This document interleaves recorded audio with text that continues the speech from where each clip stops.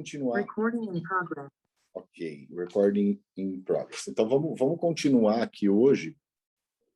A gente está com as ações do nosso curso básico aqui de licitações. Hoje eu estou transmitindo direto aqui da CNM, com distanciamento social, com máscara, com um monte de coisa, mas eu vim num lugar um pouco mais afastado aqui para eu poder conversar com vocês.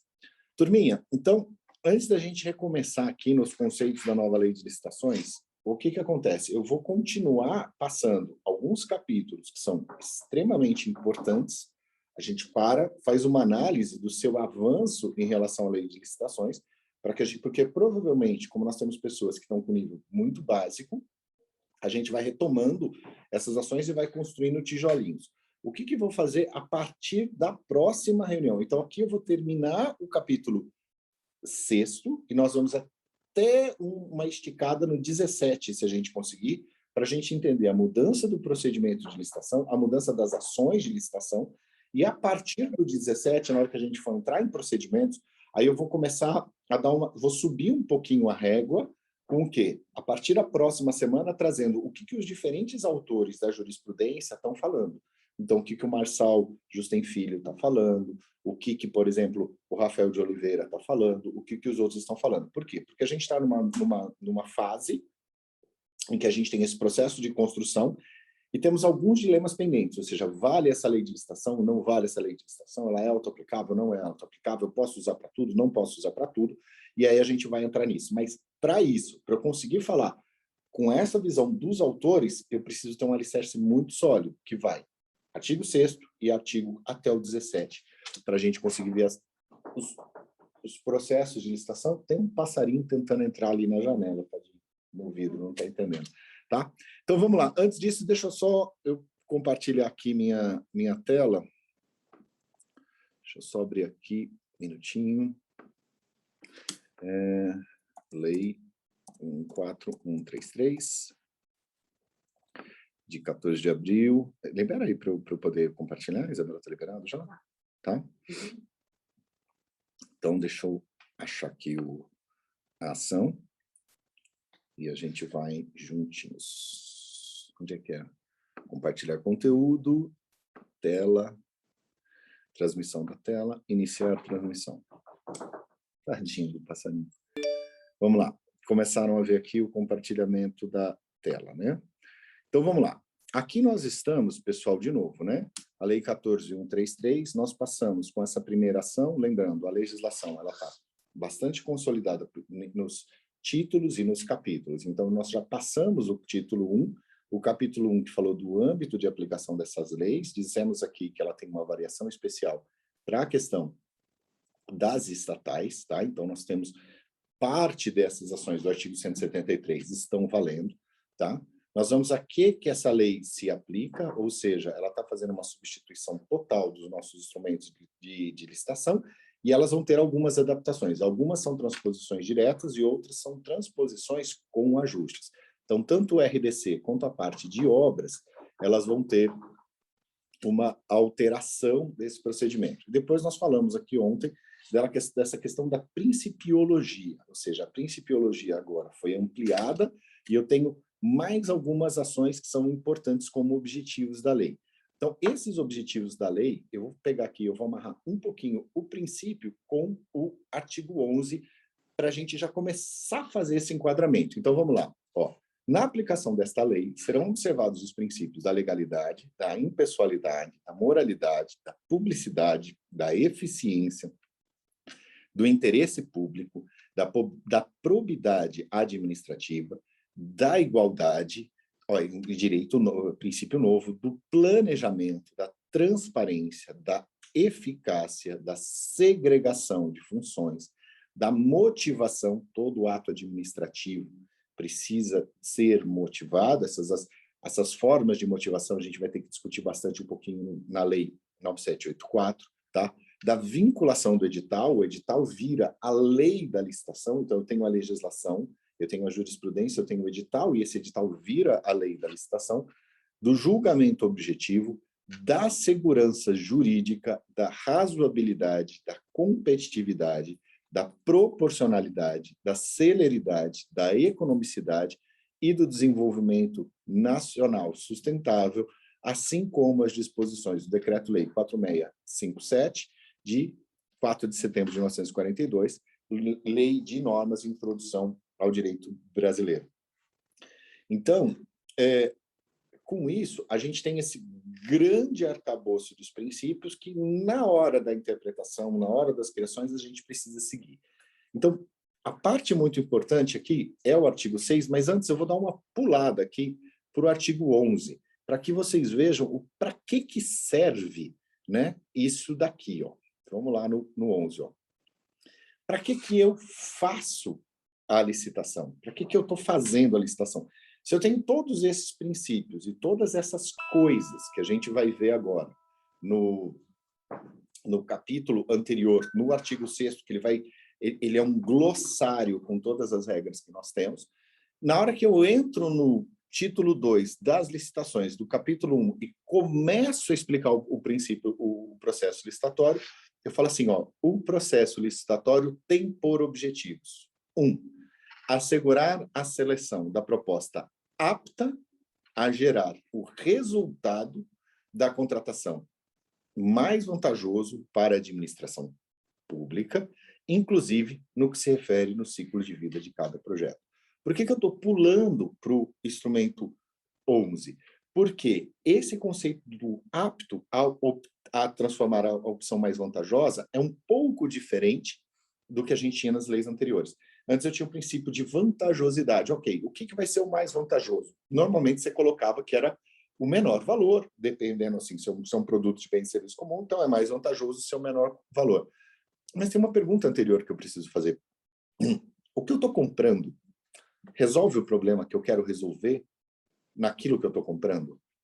Ah, eu preciso comprar tantas mil unidades disto, por exemplo, para fazer um sistema de, sei lá, de asfalto ou de saneamento. Mas essa é a solução viável? Ou eu vou comprar lâmpadas. Eu vou comprar lâmpadas de sódio. Essas lâmpadas de sódio gastam muita energia. Será que não era melhor eu comprar lâmpada de sódio e trocar essa lâmpada de sódio por uma lâmpada de LED, por exemplo? Porque em 1993 não existia LED, mas hoje existe LED. E eu posso ter uma melhoria no gasto, uma melhoria no resultado, uma iluminação mais eficaz e um ciclo de vida, que essa lâmpada LED vai durar 15 anos, ou 10 anos, ou 5 anos. Então, o meu ciclo de vida impacta nisso. E se isso é impactado, e a gente vai ver já, na hora que eu voltar para o artigo 6º, o que acontece? A escolha da ferramenta, e vamos pensar o seguinte, a escolha da ferramenta é tipo a escolha da peneira que eu vou selecionar essas pessoas. Então, o que é uma peneira? Ela deixa passar algumas coisas e ela filtra outras, ou seja, a seleção do modelo de licitação ou de contratação é diferente. Antes, na Lei 8666, eu tinha uma escadinha de valores, então até tantos R$ 1.000 de bens ou de serviços eu faço uma modalidade de licitação. Essa escadinha de valor, ela não existe mais. Então, o que acontece? A escolha da ferramenta é atrelada à resolução desse item aqui do objetivo do artigo 11. Assegurar a seleção da proposta apta a gerar o resultado da contratação mais vantajoso para a administração pública, inclusive no que se refere ao ciclo de vida do objeto. Pergunto, se eu preciso saber esse ciclo de vida do projeto, está dizendo que esse processo licitatório tem por objetivo, e a gente vai ver isso distribuído na questão do texto como um todo, uma ação muito focada no conceito de planejamento e no entendimento se aquilo que eu pretendo contratar resolve, que é um conceito, por exemplo, chamado de ETP, que são os estudos técnicos preliminares. Então, antes de eu contratar, eu vejo, olha, vou comprar a lâmpada. Preciso de lâmpada? Preciso. Faz sentido eu contratar lâmpada? Faz sentido contratar lâmpada? Sim. Tá, a lâmpada de sódio gasta tanto, custa tanto e tem que trocar a cada 2 anos. Essa aqui custa um pouquinho mais, tem que trocar a cada 5 anos e é, por exemplo, fluorescente. Essa outra aqui é incandescente, essa daqui é de LED. Aí eu coloco todas essas diferentes visões e eu falo o seguinte, olha, no meu estudo técnico preliminar, eu decido pela contratação deste produto. Ou posso até decidir que eu não vou comprar. Ah, eu quero comprar uma coisa, mas aquela coisa não vai resolver o problema que eu quero resolver. Então, não compra. Então, essa mudança no pensamento é muito importante na escolha das ferramentas, tá? Segundo item aqui, muito importante. Assegurar o tratamento isonômico entre os licitantes, bem como a justa competição. Então, o que que acontece? O que que é esse tratamento isonômico? É tratar as pessoas com isonomia, com equanimidade, ou seja, eu vou tratar as pessoas com uma variação que nós já tivemos numa evolução, como vocês viram lá no começo da legislação, no primeiro capítulo aqui dessas aulas, a gente colocava assim, olha, o tratamento isonômico era entendido assim, é igual para um, é igual para o outro. Então, era olho por olho, dente por dente, certidão por certidão, atestado por atestado, e se você não tem atestado, você está fora. Então, era assim que a gente tratava isonomia antigamente. E aí você colocava, você não tem um atestado, você está fora. Esse conceito evoluiu para um tratamento isonômico em que você trata os iguais como iguais, os diferentes como os diferentes, na justa medida das suas diferenças. E mesmo com o tratamento isonômico, existem algumas diferenciações, como, por exemplo, o que está previsto no artigo 4º, tá, da própria lei, que fala sobre o tratamento das micro e pequenas empresas, em que, por exemplo, nós entendemos que essas micro e pequenas empresas tenham condições diferenciadas, né?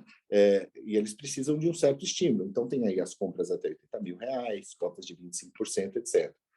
Mas essa isonomia também está vindo na simplificação de alguns processos. Olha, se eu tiver um participante estrangeiro, eu vou permitir que ele possa participar do nosso processo de licitação, porque a gente está tentando ter uma legislação mais aberta e garantindo aqui a justa competição. Se eu crio um critério de seleção que, por exemplo, é o menor preço, então eu só vou utilizar isso como critério de seleção. Se eu tenho uma coisa que é técnica e preço e alguém tem uma condição técnica diferenciada, essa condição técnica diferenciada tem que ser valorizada. Isso já era valorizado antes? Sim. Isso já funcionava antes? Sim. Só que tinha uma regra muito clara, que era assim, quando for obra ou serviço de engenharia, vai tudo para a Lei 8.666. E quando for bens e serviços comuns, vai tudo para pregão. Tá? E o que que acontece? Não existia dentro desse conceito, por exemplo, bens e serviços comuns de engenharia. Porque se fosse serviço de engenharia, eu preciso ir direto para a Lei 8.666, que tinha aquele processo que você abria os 3 envelopes e não tinha competição. Tinha uma competição, mas não tinha disputa de preço. Você abria os 3 envelopes e falava, tá bom. O que nós tivemos que foi uma evolução, que era o RDC, trazia o quê? A lógica do pregão para as obras. E agora, dentro dessa ação, dentro dessa nova lei, o que nós tivemos? Lá no artigo 17, uma regra que dizendo o seguinte, essa é a regra do jogo para todo mundo. Quando for pregão, vai chamar pregão, não tem problema nenhum. Vai ser bens e serviços comuns. E eu vou fazer com essas quantidades, essas formas. Por quê? Porque o pregão vai ser destinado ao que é ao menor preço ou ao maior desconto. Então, aí eu defino usar essa ação. Se eu tiver que fazer uma obra, por exemplo, uma construção de uma usina nuclear, uma usina hidrelétrica, uma água de grande complexidade, eu vou fazer uma coisa chamada concorrência. Só que a concorrência mudou o jeitão de falar. Não é mais aquela concorrência da Lei 8.666. É a concorrência que também vai ter uma fase de propostas, também vai ter uma fase de lance, e vai ser como se fosse um pregão. Mas ela chama concorrência. Por quê? Porque ela está sendo realizada, por exemplo, por técnica e preço. Então, o critério de decisão muda, a forma de operação muda. Então, por que eu estou dando esse pulo antes de voltar para o artigo? Para a gente poder entender essa mudança dessas ações e dessas definições, tá? Então, assegurar a proposta apta a gerar o resultado da contratação mais vantajosa, assegurar o tratamento isonômico entre os participantes da competição, assegurar, ou seja, eu não estou falando aqui que eu vou ter que conseguir o menor preço sempre, porque às vezes o menor preço pode ser o pior preço, porque é aquele preço daquele produto que não vai fazer, não vai atender à necessidade. Então, entre os preços que eu possuo, e isso já surgiu no decreto 10.024, surgiu o conceito, no nosso marco normativo brasileiro, surgiu o conceito do melhor preço, melhor, ou seja, entre os preços que eu tenho, aquele que atende todos os pré-requisitos, vai ser o melhor preço. E tem um exemplo que a Andrea Ache dá, por exemplo, num curso da INAP, eu posso depois passar para vocês o curso do Decreto 2024, que ela está explicando assim, olha, nós fomos contratar o computador para transmissão das Olimpíadas. Precisava ser um computador de alta disponibilidade. Imagina, a gente transmitindo as Olimpíadas, cai lá, reiniciar o computador, não dá. Tinha uma resistência, redundância, energia, etc. e tal. Então, esse computador para as Olimpíadas não custava 2, 3 mil reais, custava 30 mil dólares, por exemplo. Você vai comprar um computador de 30 mil dólares porque isso é bom para todas as pessoas utilizarem? Não, não faz sentido. Mas para aquele caso específico, valeria a pena ter um computador com essas características. Entre os computadores com essas características, você tinha 5 fornecedores, um de 30, outro de 29, outro de tanto. E aí você comprou o menor preço entre esses preços qualificados. Então, esse era o melhor preço, melhor. Que é diferente de eu pegar aqui, ir aqui na feirinha dos importados, comprar as peças e falar assim, agora eu vou montar aqui um computador para transmitir as Olimpíadas, porque vai sair R$1.000. Você consegue montar um computador por R$1.000? Consegue, mas ele vai atender ao objetivo da opção mais vantajosa para a administração pública? Não. Então, isso gera um conjunto de ações e um conjunto de decisões. Hoje, existe um problema muito ruim no nosso mercado, que é a qualidade dos produtos que vem das licitações públicas, às vezes é muito ruim, às vezes são pessoas de má fé. Você compra uma cadeira, a cadeira quebra. Você compra uma caneta, a caneta não escreve. Você compra uma ação, ela está vindo com algum problema. Então, a gente está tentando resolver com essas ferramentas que a gente vai ter lá em cima, tá? Então, o terceiro ponto que nós vamos fazer, evitar contratações com sobrepreço ou com preços manifestadamente inexequíveis e superfaturamento na execução de contratos. Então, eu faço isso para evitar esse abuso do sobrepreço, do preço manifestadamente inexequíveis e superfaturamento. E o que está bem legal, lá no artigo 6º que a gente vai ver já já, ele fala, o que é sobrepreço? Sobrepreço é isso, preço inexequível é isso, e superfaturamento é isso. E se a gente for lá para o 178, ele fala assim, ó, a punição do superfaturamento é essa, tá? Então, aí a gente consegue fazer essa conexão. Objetivo quarto desse procedimento, incentivar a inovação e o desenvolvimento nacional sustentável. Isso foi um avanço que nós tivemos, e aí nós precisamos observar também os avanços na lei de inovação, nós já tivemos uma alteração na própria lei que está vigente, que é o seguinte, quando eu quero comprar a inovação, eu normalmente não está disponível no mercado, eu quero que você invente uma solução. Poxa, os fluxos da vida da inovação, no começo, elas não são tão maduros assim, mas eu preciso incentivar a inovação. Então, tem um aspecto todo específico que eu vou abordar mais para frente, que vai falar sobre a lei das startups, a atuação das startups e a utilização disso como mecanismo de incentivo. E o desenvolvimento nacional sustentável faz o quê? Ele vai garantir que na hora que eu for comprar madeira, por exemplo, para construir uma obra na minha prefeitura, eu compre uma madeira certificada, por exemplo, de reflorestamento ou de extração certificada, e não uma madeira que venha, por exemplo, de origem ilegal e de desmatamento. Porque se eu, na minha licitação pública, faço uma construção, uma obra, estou usando madeira de desmatamento, eu vou estar ferindo esse princípio do desenvolvimento nacional sustentável. Além disso, eu tenho 3 tripés do desenvolvimento nacional sustentável que são interessantes. É o tripé ambiental, é o tripé social e é o tripé econômico. Então, quando eu compro um produto que tenha desenvolvimento nacional sustentável, se eu estou lá no Acre, eu estou comprando das empresas locais do Acre, eu estou desenvolvendo ali aquela região também. Então, tem todo um conjunto de políticas públicas que se sobrepõem e se intercalam aqui nessa ação, e isso é muito positivo, tá? Então, vamos lá. Então, para que eu faço o processo licitatório? Para conseguir essas 4 coisas.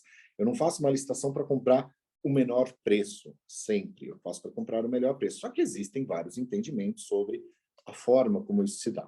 Vamos lá, parágrafo 1. A alta administração do órgão ou da entidade é responsável pela governança. Olha que legal, palavra nova, palavra chique, palavra que está entrando.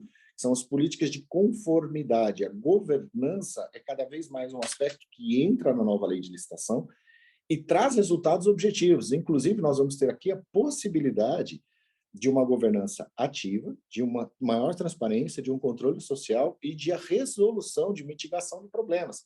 Hoje, você faz uma obra, você está um problema, você entra na justiça, aquela obra para e você fica com um elefante branco, aí como a gente tem muitas obras por aí.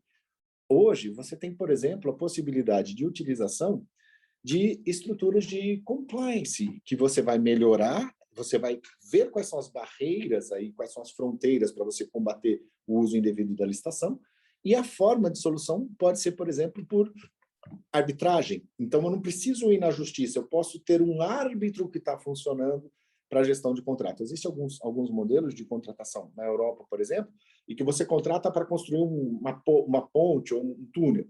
De repente tem uma pedra, tem alguma coisa. Você tem a equipe do contratante, não sei o quê, e tem uma equipe de arbitragem. Descobriram que tem alguma coisa que não estava prevista no contrato original, já decide ali mesmo. Ah, então dinamita, explode, dá a volta para outro lugar, faz alguma coisa e você entrega a obra. Então a gente tem novos mecanismos com governança das contratações e deve implementar processos e estruturas, inclusive de gestão de risco e de controles internos para avaliar, direcionar e monitorar os processos licitatórios e os respectivos contratos com o intuito de alcançar os objetivos estabelecidos no caput deste artigo e promover um ambiente íntegro, confiável, para assegurar um alinhamento das contratações, olha aí de novo, ao planejamento estratégico e às leis orçamentárias e promover a eficiência, a efetividade e a eficácia de suas contratações. Ou seja, eu tenho que contratar para resolver o problema, e eu tenho que resolver o problema. Hoje, isso não é uma coisa que a gente veja de uma forma evidente. Por exemplo, vamos pegar o asfalto, que é uma coisa comum. Meu cunhado veio aqui da Suécia e falou assim, nossa, mas vocês fazem o asfalto, depois de 6 meses já está tudo ruim de novo, não dava para vocês pagarem um pouquinho mais caro e fazer um asfalto um pouquinho melhor? Ou seja, eu falei, rapaz, você nem imagina quão caro a gente paga. Só que às vezes a pessoa não entrega, às vezes tem problema de especificação, ou tem problema de qualidade. Ou seja, isso que eu estou fazendo está atrelado às minhas leis orçamentárias, vai promover eficiência, vai promover efetividade, vai promover essa eficácia nas suas ações de gestão de contratação? Sim. Então é para isso que nós temos hoje o processo licitatório. Está aqui no artigo 11, ó.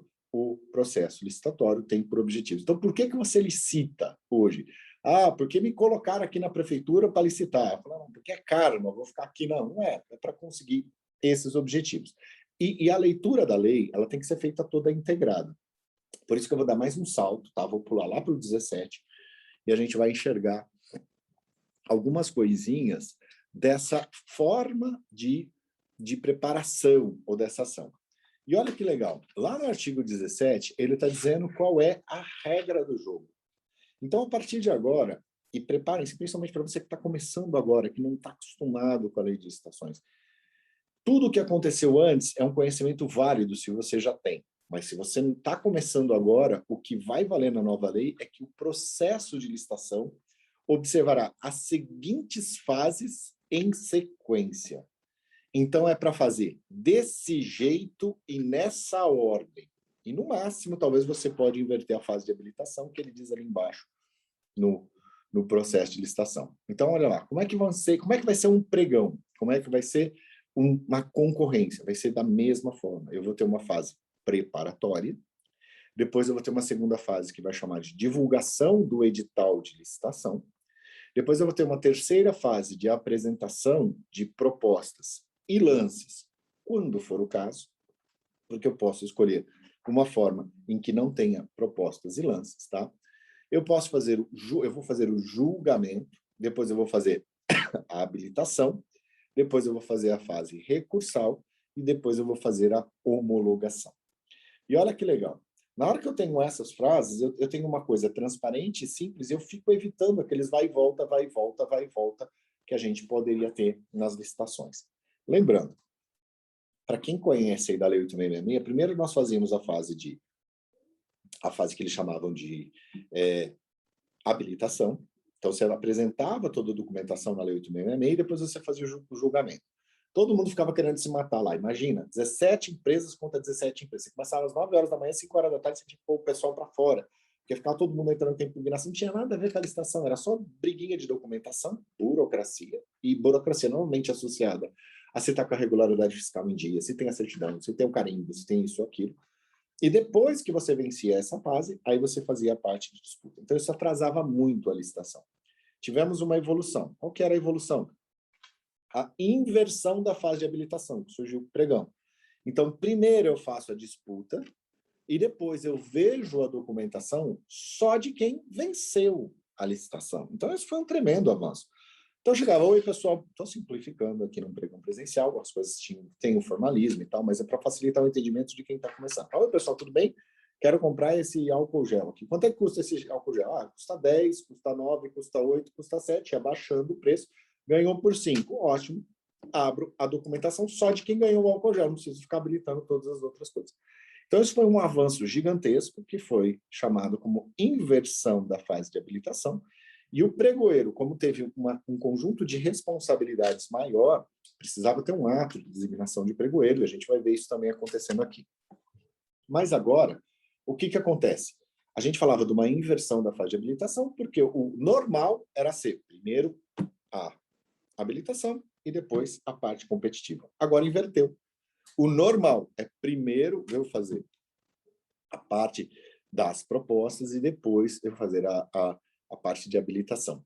Essa regra aqui, esse 1, 2, 3, 4, 5, 6, 7, é igual, vocês podem olhar na legislação, é igual ao RDC, ao Regime Diferenciado de Licitações.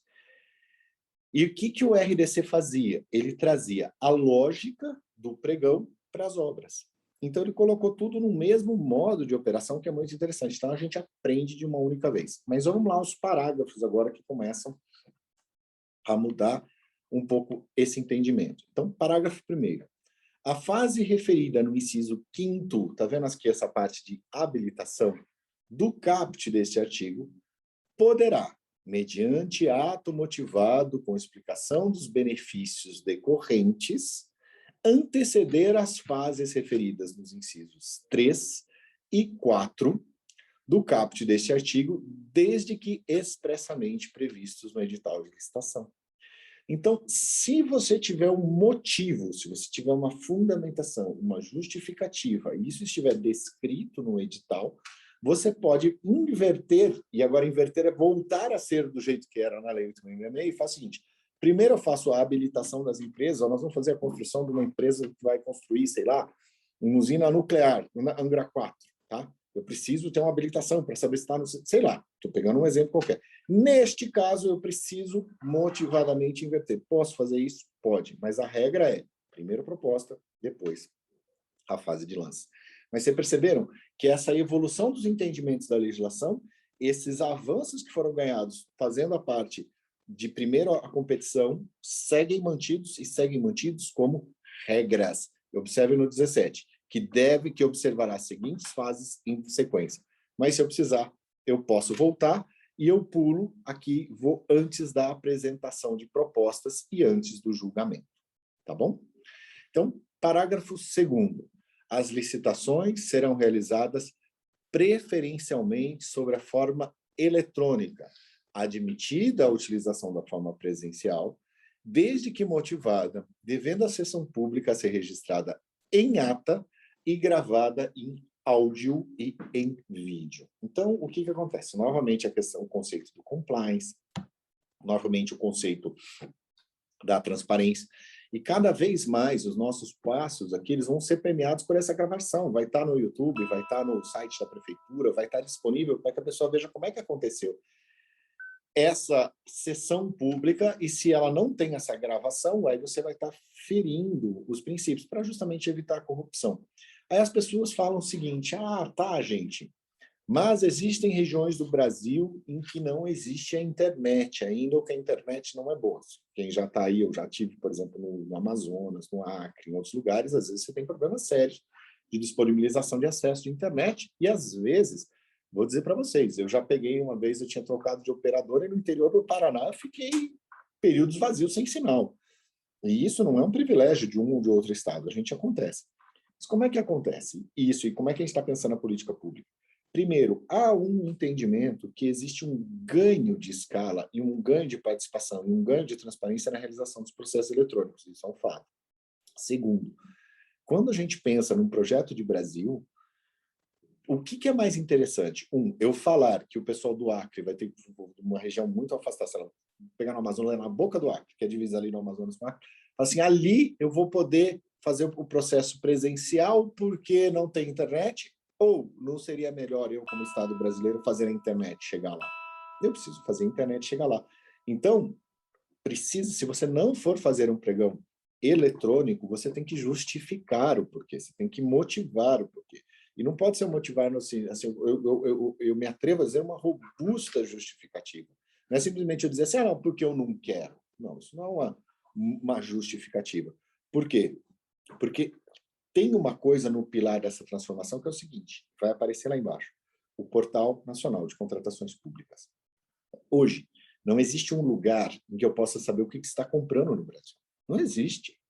Então, o que acontece? A partir do momento da implantação, isso vai ser agora para os próximos meses, 1 ou 2 meses, em que eu tenho esse Portal Nacional de Contratação Pública, todos os órgãos que fazem a licitação vão ser obrigados a publicar no mesmo local. Se eu quiser pesquisar, eu vou no mesmo local. E se eu conseguir observar quem são essas coisas no mesmo local, eu consigo saber quem ganhou, porque está tudo no mesmo local. E se eu consigo saber quem ganhou, eu consigo saber, inclusive, lembra aquela coisa lá que eram os parágrafos da minha pequena empresa? Saber se a pessoa auferiu acima do limite de faturamento para ser ou não ser minha pequena empresa? Simples, eu vou lá e olho. Nesse ano, cadê aqui? Filtro por fornecedor. Ou CNPJ, vejo, não, desculpa, você já ganhou, você não é mais minha pequena empresa. Então, gente, a gente arruma a casa e a gente combate a corrupção e a gente melhora o procedimento. E existe, justamente para a gente estar mexendo em temas sensíveis, vai ter muita gente fazendo gritaria, chororô e com resistência a isso. E vida que segue. Porque nós vamos fazer uma coisa focada na transparência, focada no benefício e focada nessa melhoria. Então, as pessoas têm uma outra preocupação, mas isso não vai prejudicar o processo de desenvolvimento do comércio local e regional? Se nós formos inteligentes, se nós soubermos fazer editais que incentivem as pequenas empresas, não. Tá? Mas, gente, vamos pegar agora, essa lei foi feita antes da pandemia, mas hoje o botequinho da esquina está atendendo no iFood.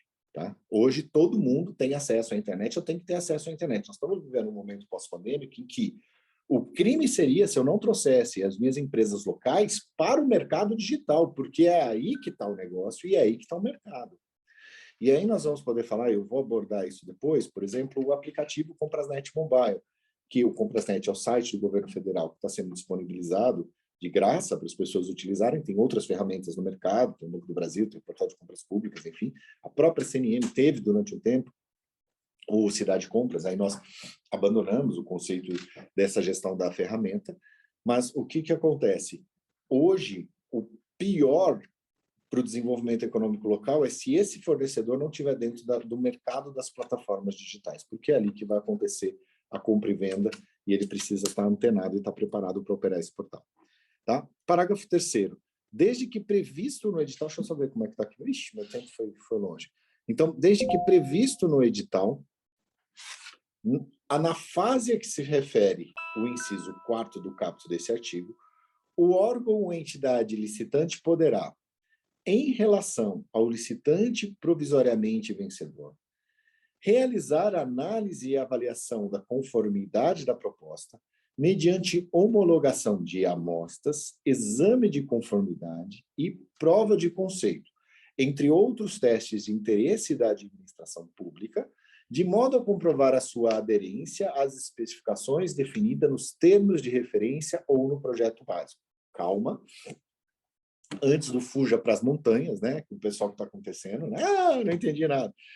Cuidado, gente, licitações públicas é assim, a gente tem um monte de palavras juntas, mas separadas a gente entende tudo que é termo de referência, mas na hora que você junta tudo, elas não fazem muito sentido. Por isso que a gente vai voltar lá para o nosso glossário, e por isso que o glossário é tão importante, por isso que eu estou explicando por que a gente vai falar antes do glossário, antes da gente voltar lá.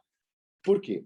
Porque, por exemplo, quando eu vou fazer uma licitação, se eu tiver uma licitação de uma obra, eu faço uma coisa chamada um projeto básico e um projeto executivo. Eu descrevo qual é a especificação, qual é a canaleta, qual é o tipo de concreto, qual é o tipo de cimento, etc. E tal. A pessoa lê aquilo, constrói o prédio não cai. Então, eu tenho uma coisa que está respaldado por um profissional técnico que garante a solidez, a viabilidade técnica desse projeto licitatório, dessa intervenção. O que é essa obra? Essa intervenção no espaço físico que gera modificações. Isso vai estar lá dentro dessa ação. E depois você tem um processo executivo, projeto básico, projeto executivo. Assim como eu tenho essa coisa que descreve tudo aquilo que eu preciso, quando eu vou comprar um bem e serviço comum, eu faço uma coisa chamada termo de referência. Então, eu preciso ter esse termo de referência. E o que que acontece? Eu vou comprar alguma coisa. O objetivo da licitação que a gente falou no 11 não é garantir que aquilo que eu estou comprando resolve o problema que eu quero que eu resolver? Certo. É. Então, eu estou comprando uma caneta. A caneta não escreve. A caneta resolve o problema de escrever? Não. Então, o que que acontece? Eu posso, na hora que o cara ganhou a caneta, falar assim, moço, me dá sua caneta aí que eu quero testar para ver se a caneta escreve. Me dá seu bloquete de cimento que eu quero ver se ele tenha resistência a tantos quilogramas força por unidade e tal. Me dá seus, sei lá. E aí a gente tem que pensar que essa legislação ela vai ser utilizada para comprar, tipo assim, de parafuso do Mirage, que ainda está voando por aí, deve ter algum ainda voando por aí, até, sei lá, produto transgênico para a Embrapa, vai comprar produto de irrigação, até produto para as Forças Armadas, né? Então, eu preciso ter essa chance. Então, vamos ler de novo o que está dizendo esse parágrafo terceiro, que ele tem uma importância bastante interessante. Ó. Desde que previsto no edital, na fase em que se refere o inciso 4, olha aqui, ó, a fase de julgamento. Então, para julgar uma proposta e para decidir se aquela proposta é boa e é a que eu vou contratar, tá? Na fase que se refere o inciso caput, o quarto do caput deste artigo, o órgão ou a entidade licitante poderá, em relação ao licitante provisoriamente vencedor. Por quê? Por que ele está provisoriamente vencedor? Porque ele cumpriu os requisitos. Ele está com menor preço, ele está com melhor qualidade, ele está com alguma coisa. Mas eu vou ver se o produto dele é bom. Se não for bom, ele não vai ser o vencedor. Tá? Então, aqui, realizar a análise e a avaliação de conformidade da proposta, mediante homologação de amostras, o exame de conformidade, a prova de conceito, entre outros testes de interesse da administração pública. Sei lá, o pessoal da Universidade Federal de alguma coisa está comprando um laser diodo de alta potência, etc. e tal, que tem que dar um raio com espectro de tantos milissegundos para atender a pesquisa XPTO. Então, liga o laser e testa para ver se dá o raio. E a gente tem que ver. Está previsto na lei de licitação? Não, mas eu posso criar outros testes de interesse da administração? Sim. O quê? De modo a comprovar a sua aderência às especificações definidas no termo de referência, porque você faz o seguinte, ó, esse termo de referência, esse projeto básico, está dizendo o seguinte, eu quero que você construa alguma coisa que resista a essa carga. Aí o cara vai entregar e fala, ó, resiste a tantas toneladas. Então, pega o negócio, coloca 2 toneladas em cima do negócio e veja se quebra. Pronto. Entendeu? E aí, onde é que está escrito essas ações? No projeto básico ou no termo de referência. Quarto, tá? Nos procedimentos realizados por meio eletrônico, a administração poderá determinar como condição de validade e eficácia que os licitantes pratiquem seus atos em formato eletrônico. Então, olha que legal, a gente está fazendo tudo de forma eletrônica. Aí o cara tem que assinar o contrato, tem que mandar a proposta, tem que mandar uma planilha de ajustes e tudo mais. Então, ele pode fazer isso de forma eletrônica também, tá? Parágrafo 5º. Na hipótese excepcional de licitação, e olha que legal, excepcional, tipo assim, não é para usar. Uma exceção, não deu certo, não precisa ser presencial por um motivo fundamentado no edital e gravado áudio e vídeo, tá? Sob a forma presencial de que se refere o parágrafo 2º deste artigo, a sessão pública de apresentação de propostas deverá ser gravada em áudio e vídeo.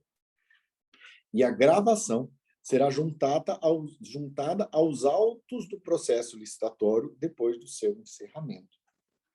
Então, você gravou e você manda a fita, o HD, o pendrive, ou essas coisas, ou cria um espaço aí de disponibilização para você conseguir colocar junto com os autos do processo. Entendeu? A gente está tendo um processo de migração, de digitalização dos próprios procedimentos para uma averiguação anterior. O que nós estamos fazendo aqui já no processo, por exemplo, do Inova Juntos? A gente já está antecipando essa mesma linha. Tudo aquilo que a gente faz, a gente grava e manda aqui, ó, e está gravado em pedra. Puxa, qualquer coisa, busca no YouTube, busca no site, e você sabe o que aconteceu. Ah, o que o Zanin falou naquela terceira aula sobre introdução da licitação pública? Falei isso aqui.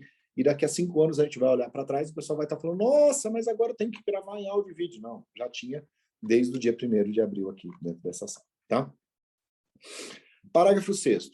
A administração poderá exigir certificação por organização independente, creditada pelo Instituto Nacional de Metrologia, Qualidade e Tecnologia, como condição para aceitação de, e aí tem várias coisas. 1.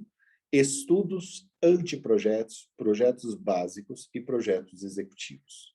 Então, eu posso exigir que esses estudos técnicos estejam com a qualidade certificada pelo Inmetro. Tá?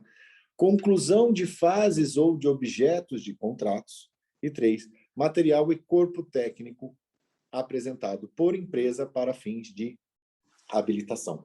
E isso é bom, pessoal, porque existia um hábito das pessoas acabarem usando indevidamente o conceito de inexigibilidade de licitação, porque o cara tinha aquela característica, X, Y, Z.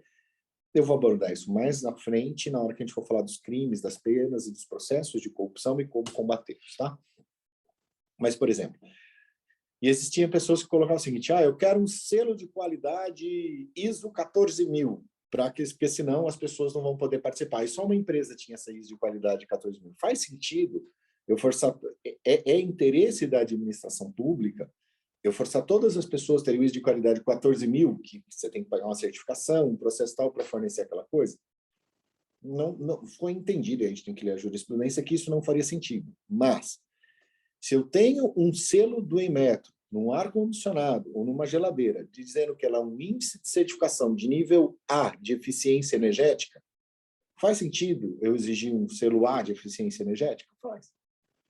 Entenderam? Então, aí a gente vai ter uma ampliação, eu vou explicar isso com um pouquinho mais de calma lá na frente, não é agora, tá? Mas essa identificação, ela vai ser aplicada aos estudos, os anteprojetos, projetos básicos, projetos executivos, ou seja, conclusão de fases ou objetos de contrato, material, corpo técnico e etc. Entendeu? Então, aí, dita a regra do jogo, ele vai explicar como é que funciona cada uma dessas coisas aqui, ó, a fase preparatória, procedimento, julgamento, habilitação, etc. e tal. Mas eu não vou voltar aqui ainda. Então, o que eu estou fazendo? Vocês já sabem que existe uma lei, vocês viram uma estrutura da lei. Essa lei existe para garantir 5, essa principiologia, o 11, que é esse objetivo, e vai funcionar do jeito do 17. Tá? E na hora que eu for falar todas as coisas, aí eu volto para cá e tenho que fazer a tradução. E aí sim, a gente começa a leitura do artigo 6º. Deixa eu só olhar para a carinha de vocês aqui, ver se vocês já desistiram ou saíram dormindo. Deixa eu ver que vocês estão vivos ainda, pessoal. Deixa eu ver quem está aqui. A Ailton está aqui, vocês ali tem o Wilton, tem o Compras Compartilhadas, tem o pessoal aqui que está aqui. Vivos ainda, pessoal? Mais um pouquinho? Querem comentar alguma coisinha? Deixa eu ver quanto tempo ainda temos. 12 minutos. Eu vou começar lá, agora sim, eu vou começar o artigo 6º inteiro, vou lendo e vou parando e vou explicando. Isso vai ser chato? Vai, mas isso vai mexer com todas as estruturas do que a gente vai usar lá na frente. Por quê? Porque ao invés de eu fazer um pregão, eu vou fazer um RDC, uma coisa muito complexa, eu explico todos os conceitos, eu falo, superfaturamento é isso. Então, na hora que der, eu já sei lá o que está dito. Agora eu preciso explicar como é que vai ser a concorrência. É assim, assim, assim, e acabou. Então, a gente traz a complexidade para cá e explica ali na frente. Então, vamos de volta agora, compartilhando essa parte do artigo 3, porque vocês já entenderam qual é o princípio, qual é o objetivo, como é que funciona. E aí, o que acontece? É como se fosse uma receita de bolo. Agora, se a gente for fazer um bolo, se a gente for fazer uma cocada, ou se a gente for fazer uma pizza, a gente muda os diferentes ingredientes para conseguir ver o que eu quero. Eu quero com sal, então é pizza, não é bolo. E aí, mas você pode usar farinha? Pode usar farinha no bolo, pode usar farinha na pizza. Mas o que você quer? Eu quero um doce. Então, não é pizza. Então, aí você consegue fazer esse tipo de ação de acordo com o objetivo e com a necessidade da administração pública. Então, vamos lá. Artigo 6º. Para fins desta lei, e aqui nós estamos aqui, ó, capítulo 3 das definições. Para fins dessa lei, considera-se 1. Órgão, unidade de atuação integrante da estrutura da administração pública. E observe esse administração pública, que é uma administração pública grandão. Então, um vai explicar no outro. Olha que a administração pública é o que está lá no 3. Então, o que é a administração pública? É a administração direta e indireta da União, dos estados, do Distrito Federal e dos municípios. Inclusive as entidades com personalidade jurídica de direito privado, sob controle do poder público, e as fundações por ele instituídas ou mantidas. Então, se eu tenho um município e ela vai ter esse tipo de relação com a administração pública, tipo, eu tenho uma empresa de água e de saneamento, então ela está sendo mantida por isso daí, então ela vai estar se inserindo dentro dessa ação. Uma entidade é uma unidade de atuação dotada de personalidade jurídica. Então, vamos supor aqui, vou pegar aqui uma entidade. Eu tenho o SEBRAE é uma entidade. Ele pode fazer um processo de licitação, vai ter um regulamento próprio? Vai, mas ele é uma entidade jurídica. Eu tenho uma APAI que está recebendo um fundo de transferência voluntária. É uma entidade privada, mas ela pode realizar o processo de licitação? Pode. Ela pode fazer um processo de seleção para utilizar daquela forma? Pode. Então, daqui a pouco eu vou entrar que existe um pedaço, normalmente a gente faz isso. Eu estou escrevendo agora uma cartilha que o título ficou bonitinho, né? É Inicialização do Comprasnet para estados e municípios, né? Para você saber como é que você vai fazer essas coisas. A administração é o órgão ou entidade por meio do qual a administração pública atua. Isso nós já falamos no artigo 2, na outra aula, mas eu estou retomando aqui, porque se a pessoa começou a assistir essa aula, vai ficar com um conteúdo completo, tá? Por quê? Porque, como eu disse, assistam, ouçam, reouçam esse capítulo da parte do artigo 6º em repeat, porque vocês vão precisar muito dele. Então, o que é a administração? É o órgão ou a entidade por meio do qual a administração pública atua, exerce a sua ação. Agente público é um indivíduo que, em virtude de eleição, de nomeação, designação, contratação ou qualquer outra forma de investidura ou vínculo, exerce mandato, cargo, emprego ou função em pessoa jurídica integrante da administração pública. A gente vai discutir isso aqui quando a gente for falar um pouco mais de direito administrativo lá na frente, tá? Autoridade, agente público dotado de poder de decisão. 7º, contratante, pessoa jurídica integrante da administração pública responsável pela contratação. Contratado, pessoa física ou jurídica ou consórcio de pessoas jurídicas, signatário de contrato com a administração. Nono, licitante, pessoa física ou jurídica ou consórcio de pessoas jurídicas que participa ou manifesta a intenção de participar do processo licitatório, sendo-lhe equiparável para os fins desta lei o fornecedor ou prestador de serviço que, em atendimento à solicitação da administração, oferece proposta. Também já comentei isso no encontro anterior, estou só revisando. Compra, aquisição remunerada de bens para fornecimento de uma só vez ou parceladamente, considerada imediatamente aquela com prazo de entrega de até 30 dias da ordem de fornecimento. E uma compra de entrega imediata, ela tem algumas vantagens e algumas simplificações que podem ser utilizadas, como, por exemplo, ela não precisa gerar um contrato. Você pode fazer uma nota de empenho, o cara entregou lá água de galão de 20 litros, entregou a água, tá certo. Mas isso a gente vai ver com mais detalhes à frente. Serviço. Atividade ou conjunto de atividades destinadas a obter determinada utilidade intelectual ou material de interesse da administração.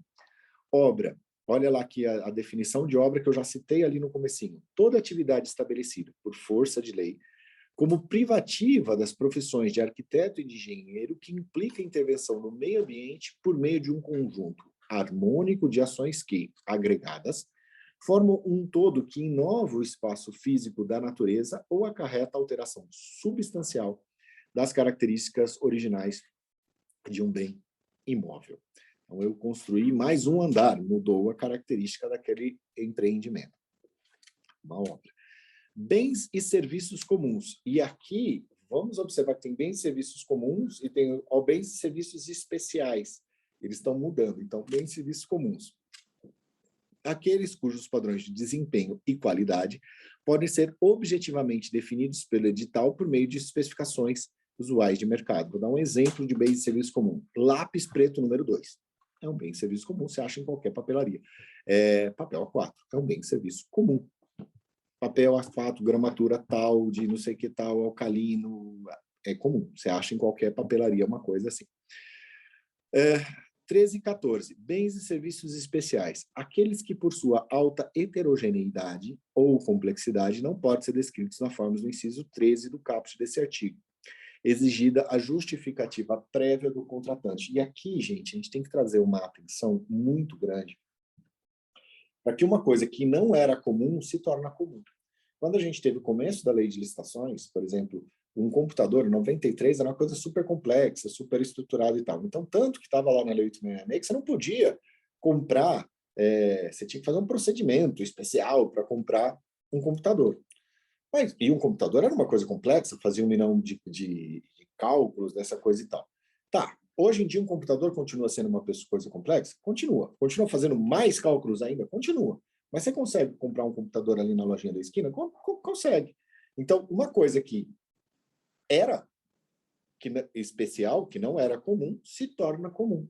E o que a gente diz aí, já desde o decreto 10.024, a gente vai ter isso, que essa validação, você tem que olhar no mundo real, ou seja, porque cada vez mais, se uma coisa está disponível para todo mundo, então ela deve ser considerada comum e deve ser feita pregão. E no pregão, o critério de valor vai ser o menor preço ou maior desconto, tá? Então, isso é uma novidade da lei, que já estava prevista no decreto 10.024/2019, mas que a gente tem que colocar aqui. Serviços contínuos, serviços e fornecimentos contínuos, serviços contratados e compras realizadas pela administração pública para a manutenção de atividades da atividade administrativa decorrente de necessidades permanentes ou prolongadas. Essa parte de toda a descrição jurídica ou dos diferentes autores, eu vou retomar um pouco mais à frente, porque eu quero ver se eu consigo, deixa eu ver, aqui a gente tem 11 horas, já acabou. Conseguimos dar mais uma esticadinha, uma meia horinha, pessoal? Deixa eu só ver aqui. Porque eu queria pelo menos ler o capítulo 6. Deixa eu só ver a carinha do povo aqui. Porque aí a gente... Eu não vou nem parar. Olha aí, pessoal, vê se eles dão um ok para mim, Isabela. Se a gente para ou se a gente continua. Cascavel disse sim. Que sim? Beleza. Gente, é só para ficar fácil da gente ouvir depois nos outros, que não vai ficar interrompido e começar no meio é complicado. Porque são 40 e poucos, tá? Mas a gente vai mais uma meia hora. Eu não vou entrar tão a fundo em cada um deles, porque eu chamo a atenção lá na hora que eu for fazer com análise dos outros doutrinadores, tá? Então, vamos lá. Serviços e fornecimentos contínuos. Os serviços contratados e compras realizadas pela administração pública para manutenção da atividade administrativa, decorrentes de necessidades permanentes ou prolongadas. Serviços contínuos com regime de dedicação exclusiva de mão de obra. Aqueles cujo modelo de execução contratual exige, entre outros requisitos, que os empregados do contratado fiquem à disposição nas dependências do contratante para prestação de serviço, lembra aquilo que eu falava da manutenção, o pessoal está fazendo, que nem aqui na CNM tem. O contratado não compartilha os recursos humanos e materiais disponíveis de uma contratação para execução simultânea em outros contratos, né? Então a pessoa fica alocada naquele órgão para o qual ele está sendo contratado. O contratado possibilite a fiscalização pelo contratante quanto à distribuição, controle e supervisão dos recursos humanos alocados em seus contratos. 15, 16, 17. Serviços não contínuos ou contratados por escopo. Aqueles que impõem ao contratado o dever de realizar a prestação de um serviço específico em um período pré-determinado, podendo ser prorrogado desde que justificadamente pelo prazo necessário à conclusão, tá? Do objeto. O objeto da licitação é aquilo que eu estou contratando. Serviços técnicos especializados de natureza predominantemente intelectual. Aqueles realizados em trabalhos relativos a estudos técnicos, planejamentos, projetos básicos e projetos executivos, que são aquelas coisas que definem uma obra, lembra lá o projeto básico, projeto executivo. Os pareceres, as perícias e as avaliações em geral. As assessorias e consultorias técnicas e auditorias financeiras e tributárias. A fiscalização, supervisão e o gerenciamento de obras e de serviços, o patrocínio ou defesa de causas judiciais e administrativas, o treinamento e aperfeiçoamento de pessoal, a restauração de obras de arte e bens de valor histórico, os controles de qualidade e tecnológico, as análises, os testes e ensaios de campo e laboratoriais, instrumentação e monitoramento de parâmetros específicos para as obras e do meio ambiente e demais serviços de engenharia que se enquadrem na definição deste inciso. E aí, calma. Porque o que acontece? Tudo isso aqui são nuances muito claras e muito conhecidas por quem executa uma obra e que provavelmente vocês nunca ouviram falar na vida. Então, respira, relaxa, que daqui a pouco aparece. Na hora que a gente aparecer a obra, a gente vai ver esse conceito aparecendo e a gente vai voltar para cá para ler o item H, porque ele vai falar assim, isso aqui são serviços técnicos especializados, de natureza predominantemente intelectual e, portanto, não podem ser realizados por pregão. Entendeu? E aí, por quê? Porque eu vou falar isso a menor preço. Não, mas isso é um serviço técnico especializado. O cara sabe se esse negócio explode ou não explode, a usina nuclear, ou seja, vai ter o critério objetivo. Mas o que acontece? Lá na frente eu vou falar, e isso daqui nós vamos realizar uma concorrência, porque isso não pode ser feito por pregão. Qual que é a diferença da ordem da execução da concorrência para o pregão? É a mesma. Tem que seguir tudo que está no 17. Mas o critério de julgamento pode ser diferente. Pode ser técnica e preço, por exemplo. Tá? Vamos lá, com fé que a gente vai montando o quebra-cabeça na nossa forma de entendimento. Notar especialização. Qualidade de profissional ou de empresa cujo conceito no campo de sua especialidade, decorrente de desempenho anterior, estudos, experiências, publicação, organização, aparelhamento, equipe técnica e outros requisitos relacionados com suas atividades, permite inferir que o seu trabalho é essencial e reconhecidamente adequado à plena satisfação do objeto do contrato. Então, tem uma pessoa que é especializada em fazer túnel, que nem o túnel do Canal da Mancha, por baixo da... Ok, tem um aparelhamento, ele tem aquela máquina que faz aquele negócio, que cava embaixo, então ele pode ser uma ação. Ou eu tenho um conhecimento muito específico, a pessoa desenvolveu uma ação, tem uma metodologia. Então, essa notória especialização, ela pode ser comprovada, e essa comprovação vai ter características diferentes de ponderação nos processos de licitação, que a gente vai ver mais na frente, tá? 20º, olha lá, olha ele chegando aqui, ó, o ETP, que não existia na nossa estrutura jurídica. Então, como é que começava uma licitação? Começava no termo de referência. Alguém fazia uma requisição, falava, eu quero comprar, e alguém fazia um termo de referência para eu ter a compra daquilo que a pessoa disse que quer comprar. Agora, surgiu um passo anterior, que se chama estudo técnico preliminar. É o documento constitutivo da primeira etapa do planejamento da contratação. Olha de novo aqui o planejamento como base, tá?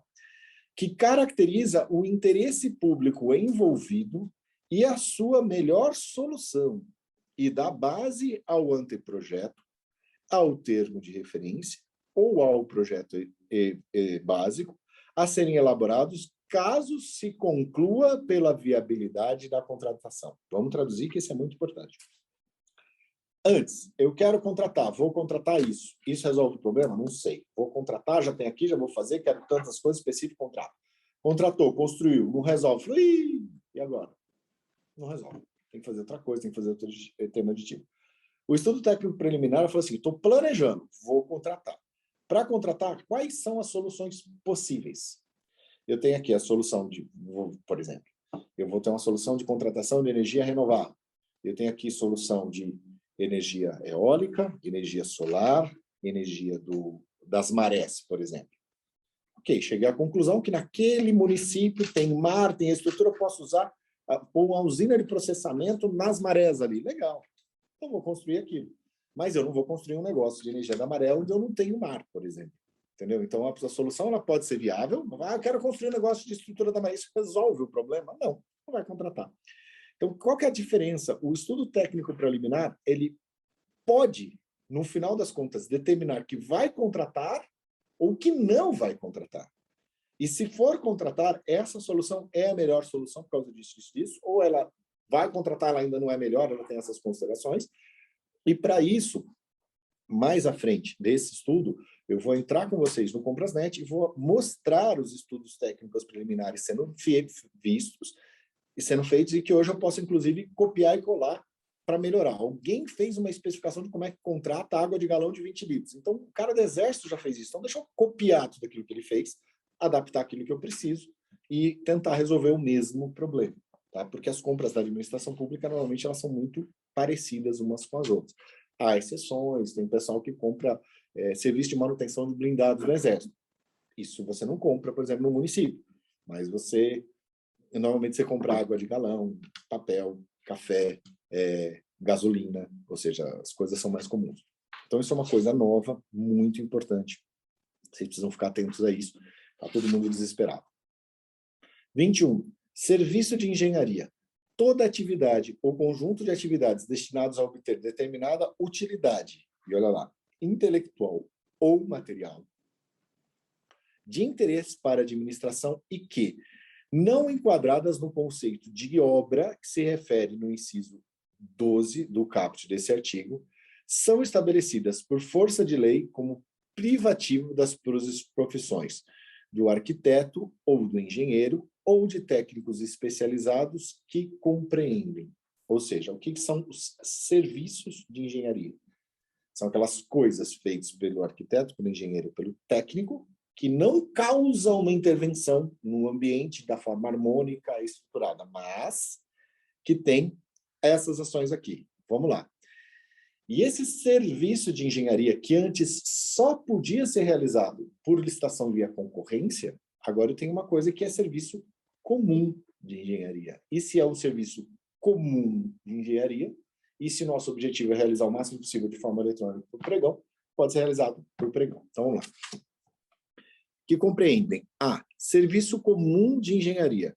Todo serviço de engenharia que tem por objeto ações objetivamente padronizáveis em termos de desempenho e qualidade, de manutenção, de adequação e de adaptação de bens móveis e imóveis com a preservação das características originais do bem. Pode ser um serviço de engenharia, por exemplo, fazer uma mudança aqui, colocar 2 divisórias na estrutura da CNM? Pode. Precisa ter um engenheiro, precisa ter um técnico responsável para fazer isso? Precisa.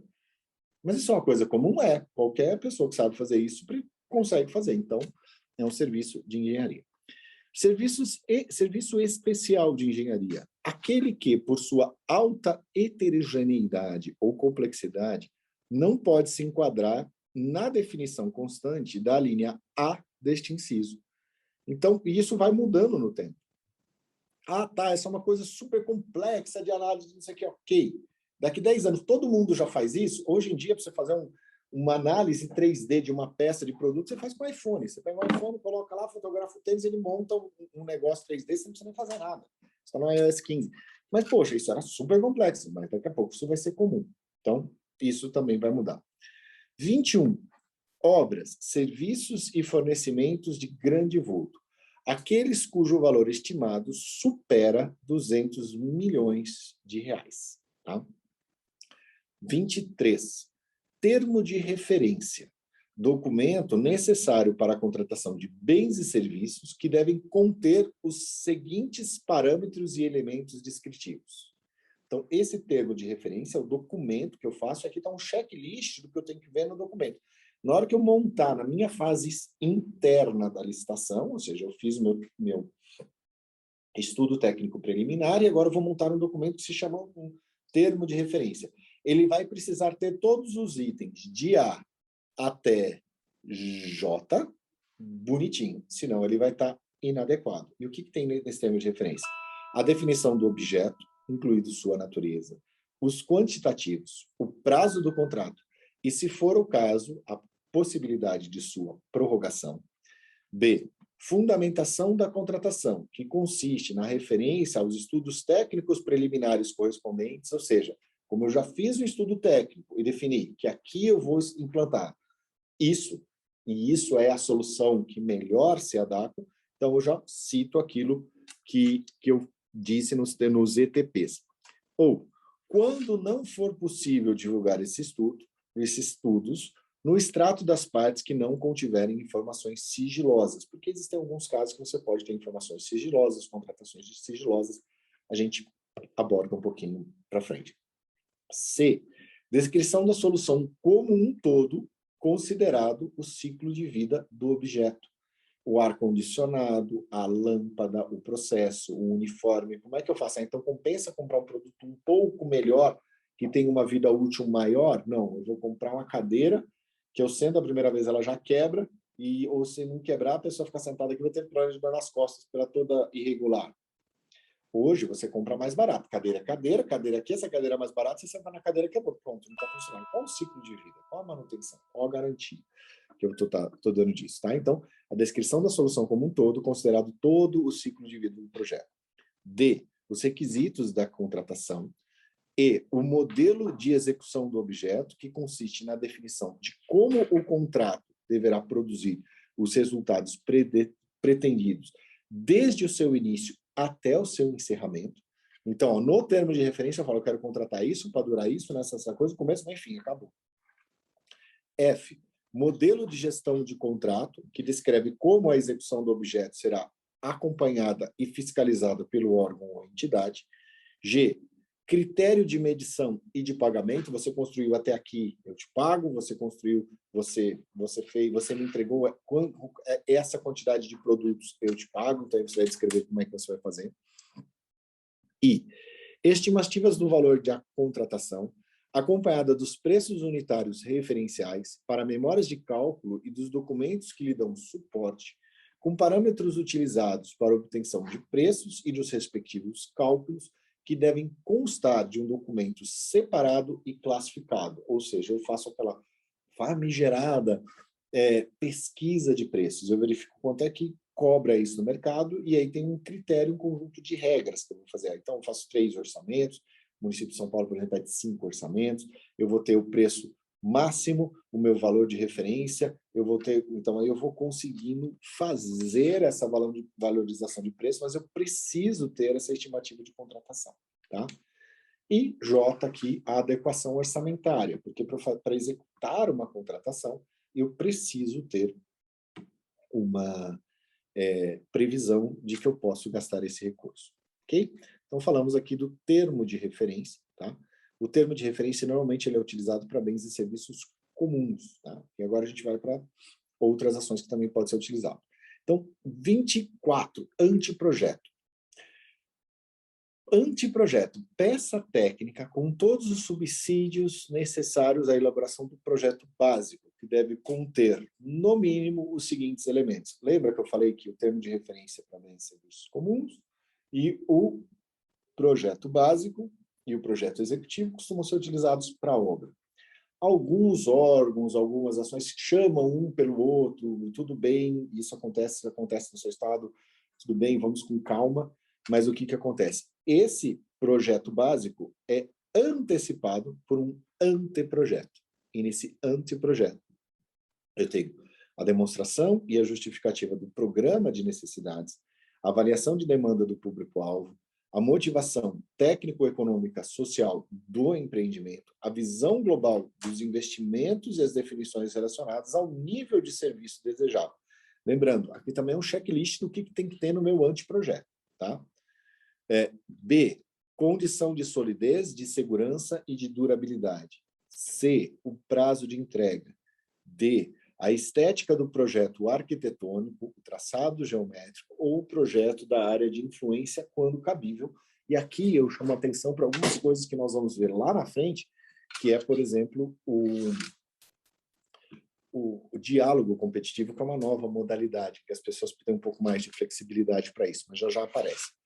E parâmetros de adequação ao interesse público, de economia na utilização, de facilidade na execução, de impacto ambiental e de acessibilidade. F, proposta de concepção da obra ou do serviço de engenharia. G, projetos anteriores ou estudos preliminares que embasam a concepção proposta. H, levantamento topográfico e cadastral, porque eu vou colocar uma obra, então a obra tem uma intervenção no meio ambiente que gera um todo harmônico, não sei o que a modifica. Pareceres de sondagem, J, memorial descritivo dos elementos da identificação, dos componentes constitutivos e dos materiais de construção, da forma de estabelecer padrões mínimos de contratação. Então, eu faço esse anteprojeto. Vamos lá. Aí eu tenho o projeto básico, no 25. É o conjunto de elementos necessários e suficientes, com nível de precisão adequado para definir e dimensionar a obra ou o serviço, ou o complexo de obras ou de serviços, objeto da licitação, elaborado com base nas indicações de estudos técnicos preliminares, olha aqui de novo, voltou lá os estudos técnicos preliminares, que assegure a viabilidade técnica e o adequado tratamento do impacto ambiental do empreendimento e que possibilite a avaliação do custo da obra e a definição dos métodos e do prazo de execução, devendo conter os seguintes elementos. Então, devendo conter os seguintes elementos, significa, se você for fazer um projeto básico, tem que ter no mínimo isso. Então, A, levantamentos topográficos e cadastrais, sondagens, ensaios geotécnicos, ensaios de análises laboratoriais, estudos socioambientais e demais dados e levantamentos necessários à execução da solução escolhida. B, soluções técnicas globais e localizadas suficientemente detalhadas de forma a evitar, por ocasião da elaboração do projeto executivo e da realização das obras e montagem, a necessidade de reformulações ou variantes quanto à qualidade ou ao preço e ao prazo inicialmente definidos, ou seja, o projeto básico é a base para o projeto executivo e para a montagem, tá? da obra, dessa intervenção.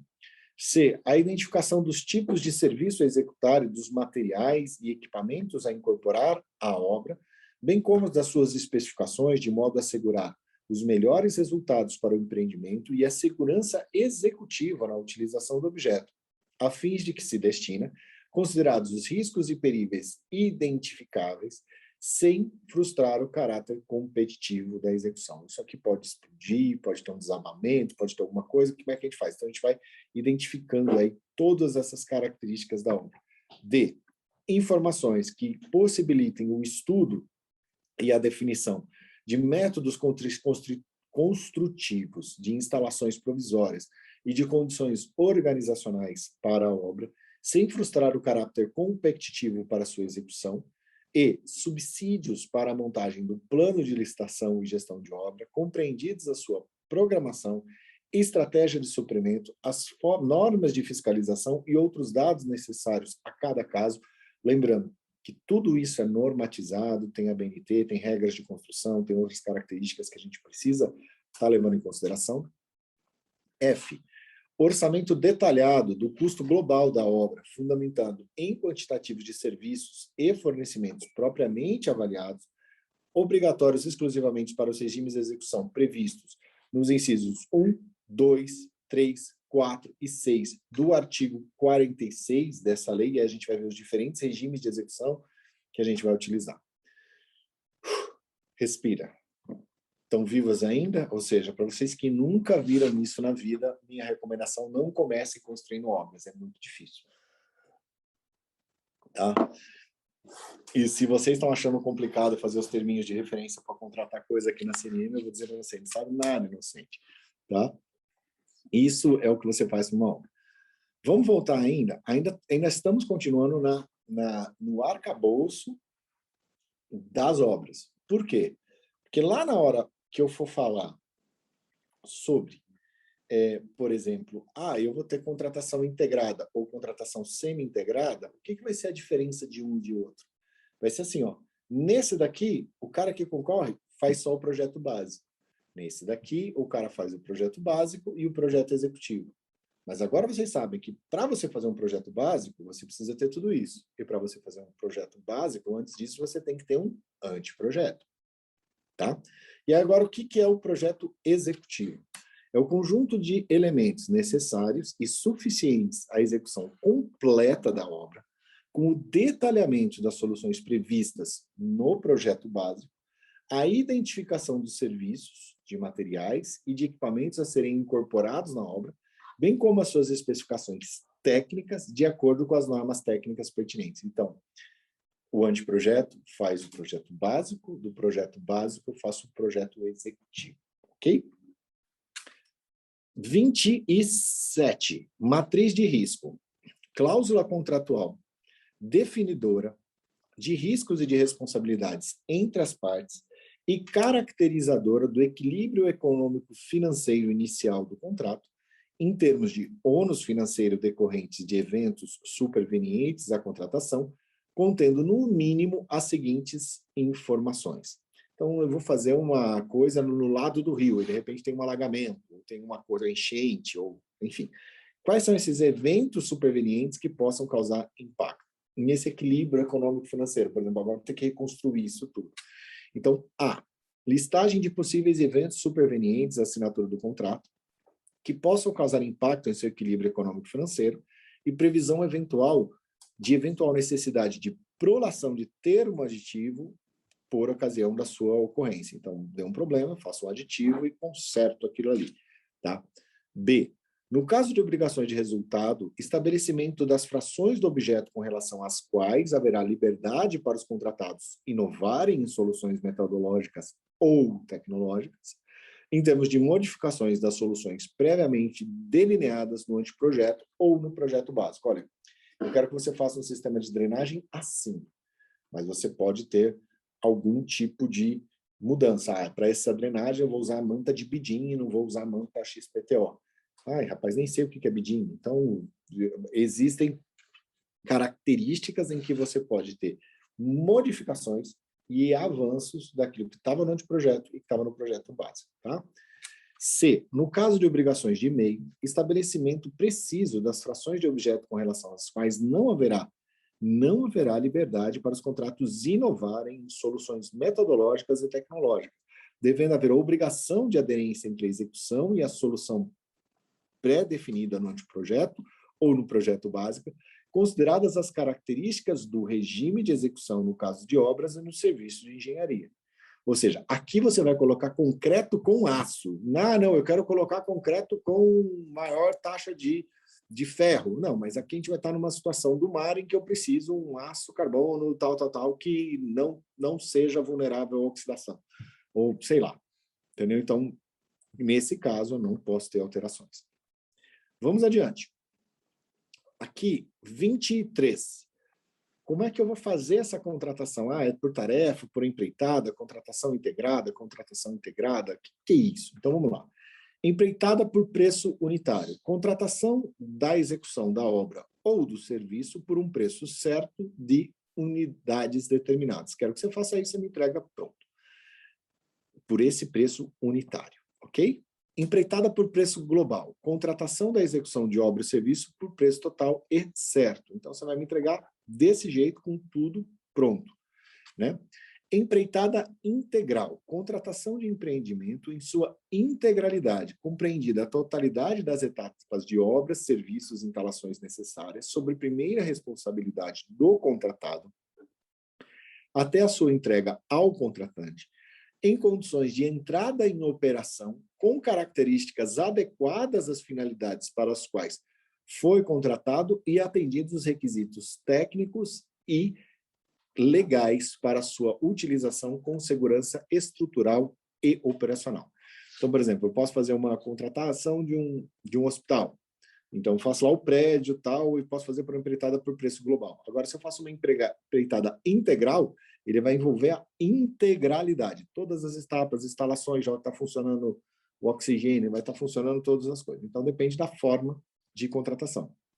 E essa contratação integral, por exemplo, pode ser utilizada, a empreitada integral, como, por exemplo, uma contratação integrada, que é um avanço do RDC, que é o regime diferenciado de contratação, que traz essa lógica do pregão para as obras, e você constrói uma coisa mais adequada à sua necessidade de operação. A gente aborda já já.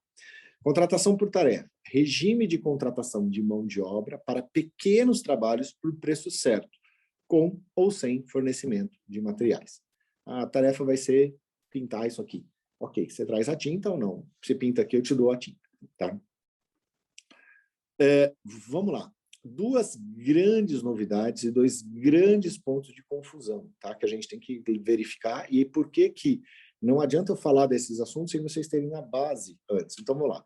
O que é uma contratação integrada?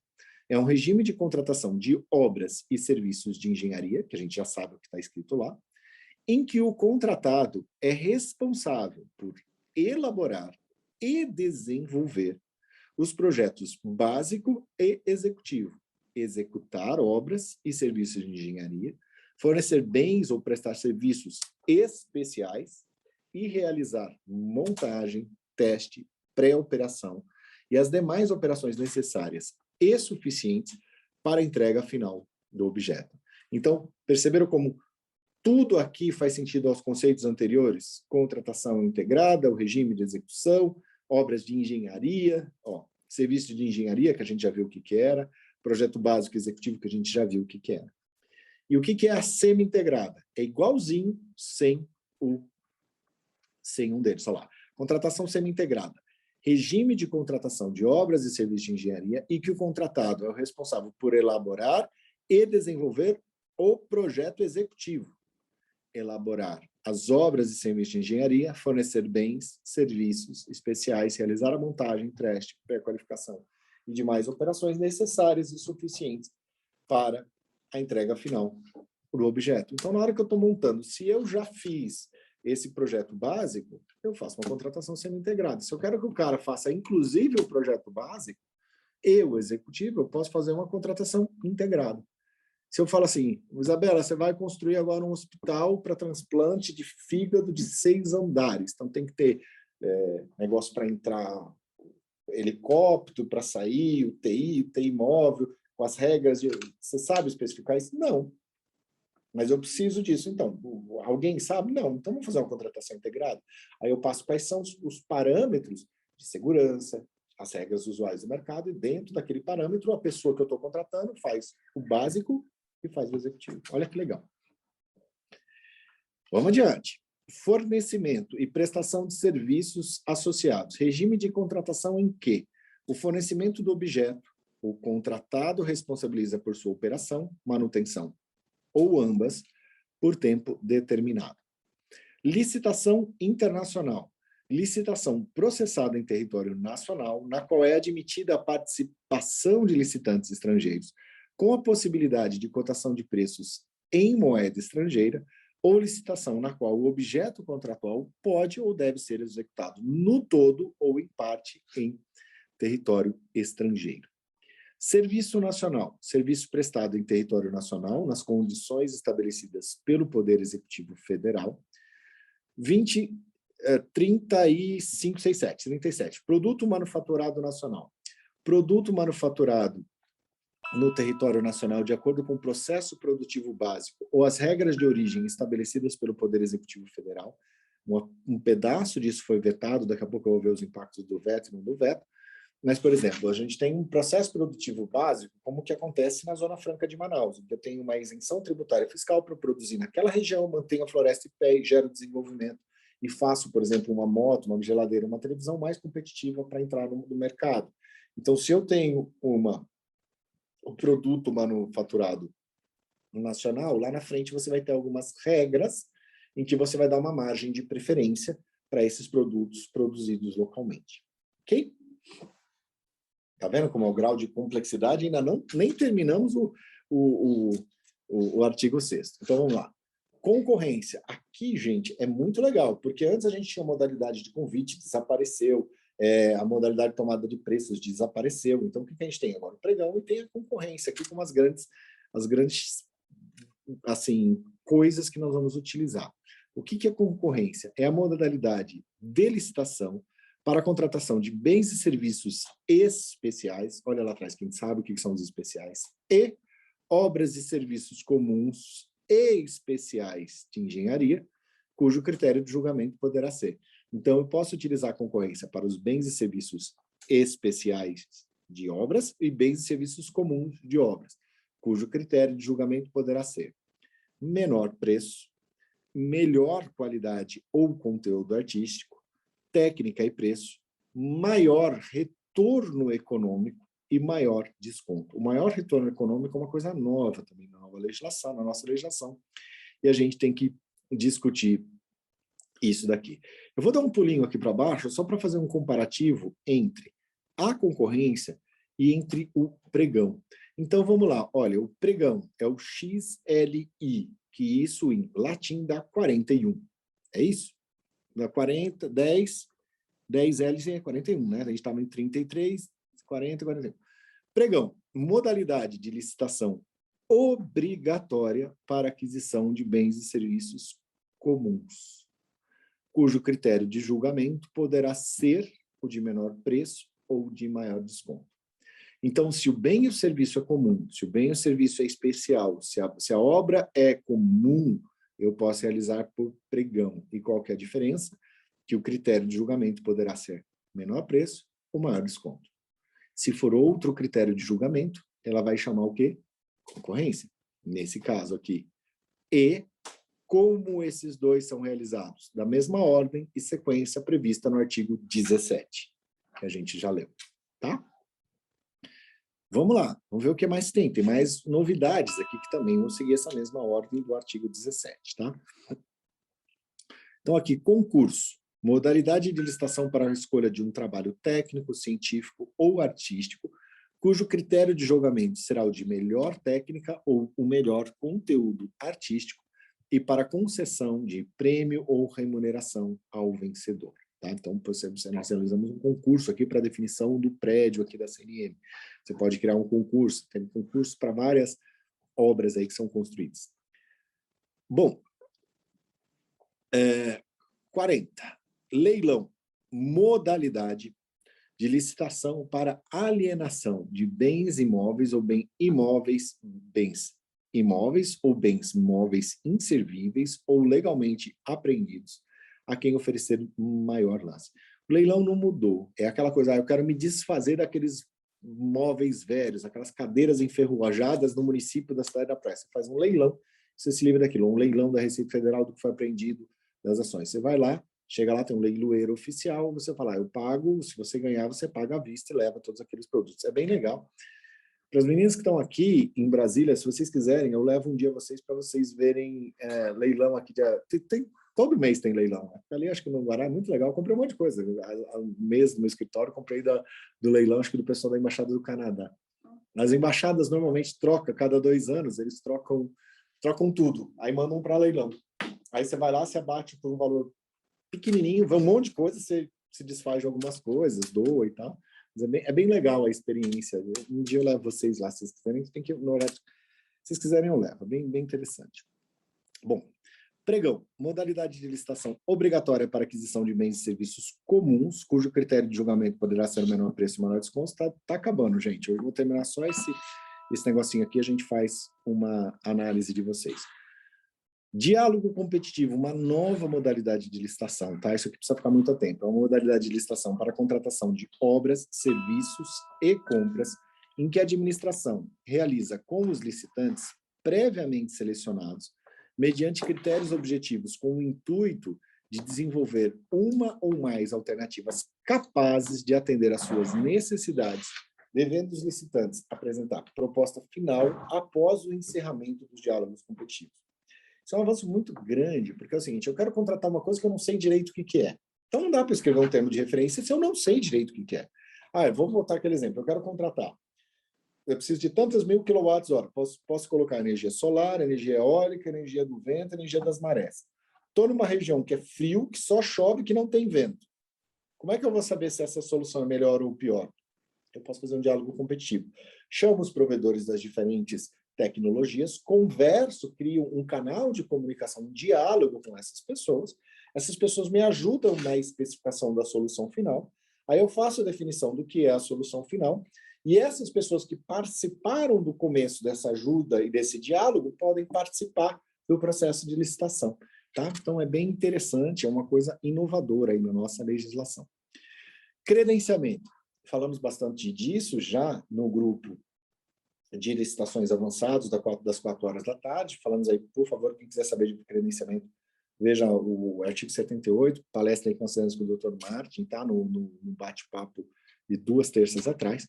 Processo administrativo de chamamento público, em que a administração pública convoca interessados em prestar serviços ou fornecer bens que, preenchidos os requisitos necessários, se credenciam no órgão, na entidade, para executar o objeto quando convocados. Um caso de credenciamento, por exemplo, credenciamento de leiloeiro. O cara vai aqui na mais, aqui na menos. O cara é um leiloeiro, só está credenciado. Eu falo, pode ser esse leiloeiro, pode ser outro presidente? Pode.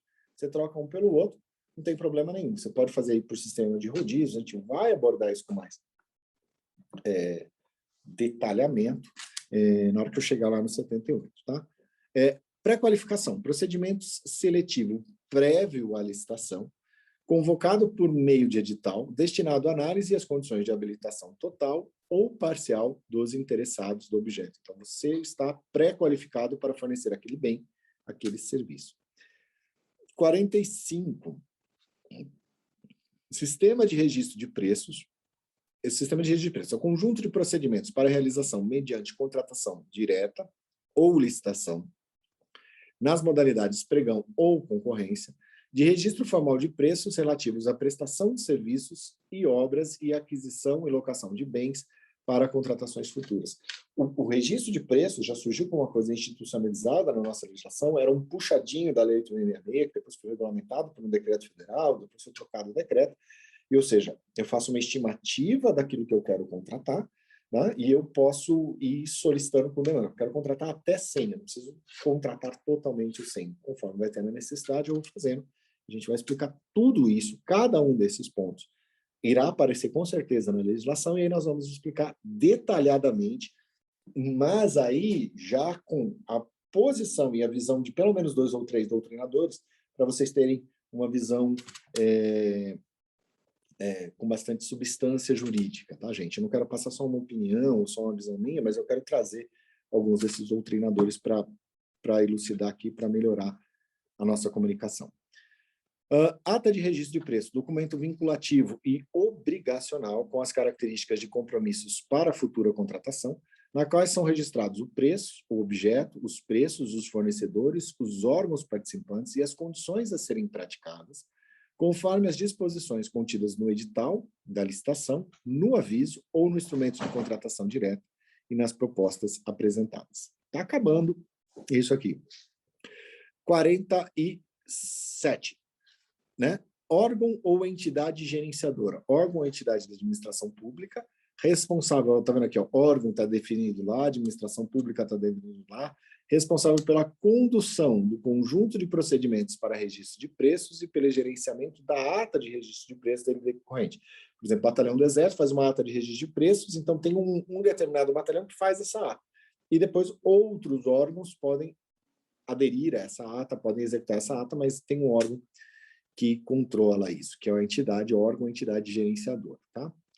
Bom, aqui nós vamos ter 48, órgão ou entidade participante, órgão ou entidade da administração pública que participa dos procedimentos iniciais da contratação para o registro de preços e integra a ata de registro de preços. Então, eu, administração pública federal, pessoal, vamos comprar isso. Quem quer? Todo mundo entra junto, aí você consegue ter uma economia de escala, porque você compra isso agregado. Se o bem de natureza for divisível, você cria uma cota aí de 25% para a minha pequena empresa, para garantir o desenvolvimento local e regional, e você está fazendo aí a sua ata de registro de preços sem obrigatoriedade de contratação. L, comissão de contratação, conjunto de agentes públicos indicados pela administração, a administração também está dito lá que é a forma como a administração pública atua, né, lembra lá? Em caráter permanente,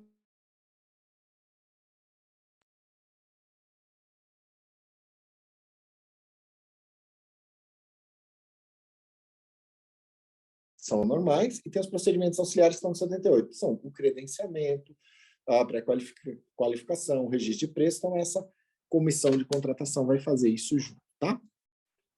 Catálogo eletrônico de padronização de compras, serviços e obras. Sistema informatizado de gerenciamento centralizado e com a indicação de preços destinados a permitir a padronização dos itens a serem adquiridos pela administração pública e que estarão disponíveis para a licitação. Para resolver também aquela coisa da bagunça, de que ninguém sabe o que está comprando e tal. Então, vamos pegar os catálogos, vai ter um catálogo centralizado, e se de repente esse catálogo está melhor sanitizado para compras sustentáveis, de repente você vai melhorando esse único catálogo. Se o município não tem um catálogo, ele já consegue contratar, por exemplo, um bem e serviço sustentável. Então, a gente vai ter esse catálogo eletrônico de padronização de compras, serviços e obras. Vai ser um sistema eletrônico informatizado. Sítio eletrônico oficial, sítio da internet, certificado digitalmente por autoridade certificadora, na qual o ente federativo divulga de forma centralizada as informações dos serviços de governo digital de seus órgãos e entidades. Então, a gente está tendo uma digitalização e um passo digital também dos municípios, tá? 53, contrato de eficiência. Contrato cujo objeto é a prestação de serviços que pode incluir a realização de obras, de fornecimentos de bens, com o objetivo de proporcionar economia ao contratante na forma de redução de despesas decorrentes, remunerando o contratado com base em um percentual da economia gerada. Acho que a gente tem um caso aqui, acho que o Hospital Sara, que é uma referência na recuperação de pessoas que têm acidentes cerebrais e tal, se não me engano, lá é contrato de eficiência. Quanto é que a administração pública gasta para fazer isso? Gasto X. Aí ele fala assim, ó, eu faço por menos que isso e dou um serviço melhor. Beleza? Beleza. Lógico, é só uma simplificação gigante, mas é mais ou menos assim que funciona. Tá?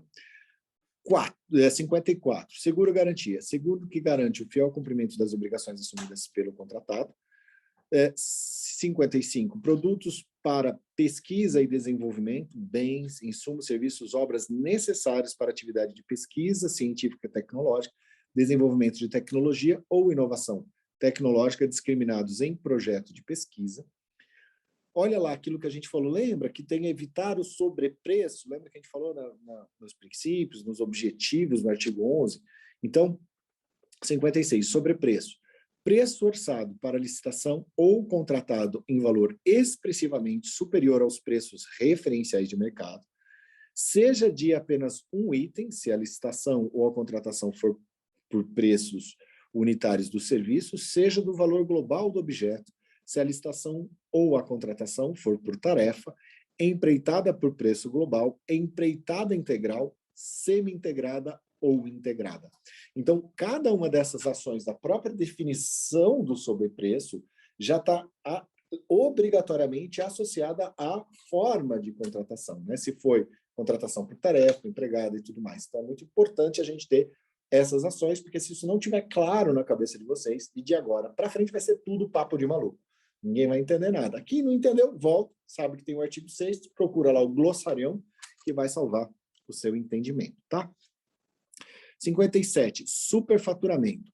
Dano provocado ao patrimônio da administração, caracterizando, entre outras situações, por. E aí, olha que legal, porque o superfaturamento vai aparecer lá no 173, que já foi para o Código de Processo Penal, como crime. Então, isso já ajuda a colocar a coisa nos eixos, né? Então, vamos lá. O que é o superfaturamento? Medição de quantidades superiores às efetivamente executadas ou fornecidas, deficiência da execução de obras ou de serviços de engenharia que resulte em diminuição de sua qualidade, vida útil ou segurança, alterações no orçamento de obras e de serviços de engenharia que causem desequilíbrio econômico-financeiro do contrato em favor do contratado, outras alterações de cláusulas financeiras que gerem recebimentos contratuais antecipados, distorção do cronograma físico-financeiro, prorrogação injustificada do prazo contratual com custos adicionais para a administração ou ajuste irregular dos preços, ok? Está acabando. Reajustamento em sentido estrito, forma de manutenção do equilíbrio econômico-financeiro de contrato consistente na aplicação do índice de correção monetária previsto no contrato, que deve retratar as variações efetivas do custo de produção, admitida a adoção de índices específicos ou setoriais. Repactuação, isso tudo é para gestão de contratos, que a gente também vai abordar uma parte completa de gestão de contratos aqui, tá? Repactuação, forma de manutenção do equilíbrio econômico-financeiro de contrato, utilizado para os serviços contínuos em regime de dedicação exclusiva de mão de obra, ou predominância de mão de obra, que também estava especificado lá atrás, por meio da análise de variação dos custos contratuais, devendo estar prevista no edital, com data vinculada à apresentação de propostas, para os custos decorrentes do mercado, com data vinculada ao acordo, à convenção coletiva, ao dissídio coletivo, ao qual o orçamento esteja vinculado para os custos decorrentes de mão de obra. Respira. Outra frase daquelas que você entende todas as palavras, mas elas em conjunto não fazem muito sentido. Então, nessa repactuação, se eu tenho um contrato de mão de obra, se eu tenho alguma ação, eu já vejo que eu preciso fazer um ajuste nesse cálculo dessa minha desse meu contrato. Então, eu preciso pagar um pouco mais, ou fazer um ajuste, ou subiu a... Eu estou contratando mão de obra e subiu o piso da categoria, por exemplo. Ok, se subiu isso, esse piso da categoria que está fazendo, então eu cobrava 100, agora tem que cobrar 150. Como é que isso vai dar um impacto? Então, aí isso tem essas duas aí formas que a gente vai ter. O reajustamento e a repactuação, que tem um monte de critério, é quase um mundo novo em licitações públicas, mas que vocês vão ficar sabendo até o final dessa série, tá? E aqui nós temos a LX 59, não, 60, né? Aqui. Agente de contratação. Pessoa designada pela autoridade competente entre os servidores efetivos ou empregados públicos do quadro permanente da administração pública para tomar decisões, acompanhar o trâmite da licitação, dar impulso ao procedimento licitatório e executar quaisquer outras atividades necessárias ao bom andamento do certame até a homologação. Então, antigamente, a gente tinha uma coisa que chamava assim, a presidente da comissão de licitação, pregoeiro e equipe de apoio, e agora eles estão tentando, nessa legislação, fazer uma formalização, uma unificação como um agente de contratação. Essa pessoa que faz essa coisa toda para todas essas modalidades, porque agora a gente não separa mais por leis, né? Tem uma variaçãozinha aqui que na hora que a gente chegar lá no pregão, eu comento com vocês e comento com base no processo legislativo. E aqui a gente acabou um artigo. Olha só que divertido e que interessante. Então, agora que a gente acabou um artigo, deixa eu voltar aqui para vocês, nós temos o quê? A regra do jogo total. Esses são os ingredientes que a gente vai montar. Se a gente jogar farinha, açúcar, leite, ovo e forno, sai bolo. Se a gente jogar farinha, açúcar, forno e sal, sai massa de pizza. Então, a gente vai misturar esses ingredientes com regras específicas. Quando você quiser fazer um bolo, você faz assim. Quando você quiser fazer uma pizza, você faz assim. Então, aí a gente vai ter como é que eu faço um credenciamento, como é que eu faço um pregão, como é que eu faço os processos. E cada um desses títulos, e aí agora eu vou ter um outro título operacional, que eu já fiz esse meu glossário, e eu ensino como é que eu vou começar a montar uma licitação. Qual que é o problema? Na cabeça de todo mundo. Tem um passado gigante, em que esses nomes são conhecidos, em alguns casos eles se repetem, em alguns casos eles têm dimensões diferenciadas, e em muitos casos eles não faziam parte do uso comum de quem está contratando. Então eu tenho já uma contratação integrada e uma empreitada integral desde o RDC. Só que se o seu município ou o seu consórcio não faz o RDC, você nunca viu isso na vida, apesar disso já existir. Só que isso agora faz parte das ferramentas que você vai precisar manejar para conseguir a licitação. E digo para vocês, a partir da próxima terça-feira vai ficar muito divertido. Para quem assistiu isso aqui, porque vai entender todas essas peças fazendo sentido. E para quem não entendeu isso aqui, vai ficar um desespero, porque eu vou falar de coisas que pressupõem que vocês entendam, por exemplo, que um projeto básico é assim, e tem essas características. Um processo executivo é a execução daquilo que tem o projeto básico. Então, tem um anteprojeto, que vem antes do projeto básico. E isso se aplica a tudo. Passamos aqui, olha só, estava previsto 1 hora, nós somos 2 horinhas, mas gravamos de uma única vez. Eu quero ouvi-los antes que as pessoas fujam para as montanhas. Ouvi aqui a Letícia, ouvi o Wilson, ouvi o Wilton, aqui acho que tem 2, né? O Wilton, acho que é a mesma pessoa. Ouvi a Isabela, ouvi as meninas, porque eu já vi que algumas desistiram. Estou vendo que eu comecei, tinha mais gente na sala, o povo foi embora. Vamos começar. Wilton, conta aí para a gente, o que você achou dessa visão, dessa primeira abrangência aqui que eu estou passando? Bom dia a todos. Bom dia. Estou há quase 1 ano aqui no Cismvi, né? Uhum. Trabalho mais na parte do reequilíbrio, cancelamento dos itens. E para mim, a cada dia é um aprendizado, né? E com essa nova lei, acaba desafiando muito mais. A lei é estudar, para que de fato seja colocado em prática, né? Uhum. Você está me ouvindo? Sim, estamos ouvindo, sim. A Letícia falou aqui rapidinho que ela tem que sair, que achou muito interessante. Mas você percebe que, mesmo eu abordando muitos aspectos diferentes, que na hora que eu falei, por exemplo, sobre o reequilíbrio financeiro lá da parte de contatos, eu falei, graças a Deus, alguma coisa que eu estou entendendo, que é justamente aquilo que ninguém estava entendendo. Certo. A gente, nesse aspecto de reequilíbrio, eu sempre tento estar mais próximo da pessoa do jurídico, né, que é o Daniel, para Sim. que, de fato, como eu entrei, não tinha muito contato com a lei, então há uma certa dificuldade. Mas, aos poucos, a gente estuda e tenta fazer da melhor forma, né? Uhum. Maravilha. Mas você achou que foi útil para você, então, conhecer, ter essa visão geral? Porque, apesar de parecer que é um curso básico, a gente vai entrar em coisas muito avançadas aqui, né? Certo. Não, com certeza, está sendo muito valioso esse estudo com você aí. Maravilha. Deixa eu ver aqui, Marveles, o que você achou aqui, você, minha querida, que está... Uau, que você já leu essa parte no começo e agora acredito que lendo de novo, seu cérebro deve estar mudando a forma de enxergar. O que você está achando disso? Sí, bom dia. Eu estou achando bastante interessante, porque agora estou compreendendo um pouco mais. Por exemplo, quando falou de contratação integrada e diálogo competitivo, eu achei que tem uma relação. E está fazendo sentido, sim, porque já esse capítulo eu tinha lido já, e assim muitas outras coisas que ainda tenho que integrar, porque ainda sigue sendo um pouco difícil para mim, mas está fazendo sentido em muitas coisas e está bom, foi muito bom. Maravilha. Vamos ver aqui, então, Isabela. Vou ter que desligar aqui o áudio, que você está na mesma sala. Mas conta para a gente o que você achou, quais foram as impressões. E depois que você passar essas impressões, o que você achou desses pulos que eu dei? Dos 5 de princípios para o 11, para o 17, volta para o 6 para conseguir entender tudo. Porque se eu começasse a entrar direto no 6, vocês iam estar tudo louco, mais ou menos por aqui. O que você achou? Vamos lá. Deixa eu diminuir meu... Diminuir. Tá dando um ecozinho, mas tudo bem. Acho que está sendo interessante a gente, né? Deixa eu sair daqui.